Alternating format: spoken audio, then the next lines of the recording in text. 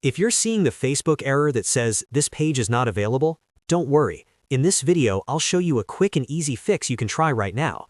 This problem can happen for a few different reasons, like a temporary loading issue, a weak internet connection, or even old browser data getting in the way.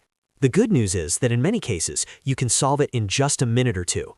If this tutorial helps you, make sure to hit like and subscribe for more simple tech fixes. Let's jump right in. First, try refreshing the page.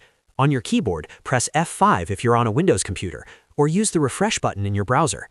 Sometimes Facebook just fails to load properly the first time, and a simple refresh is enough to bring the page back. After that, check your internet connection. Make sure your Wi-Fi is connected and working properly. If possible, open another website like YouTube or Google to see if it loads normally. If other sites are also slow or not loading, the problem may be with your connection rather than Facebook itself. Next, clear your browser cache. Over time, your browser stores temporary files that can sometimes cause pages to load incorrectly or show outdated errors.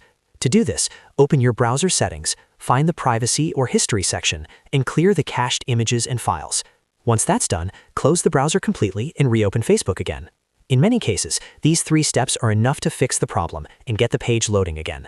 If the error still appears, it may mean the page was removed, the link is broken, or the content is restricted. But before assuming that, always try the refresh, internet check, and cache clearing steps first. They're the fastest and safest fixes to start with.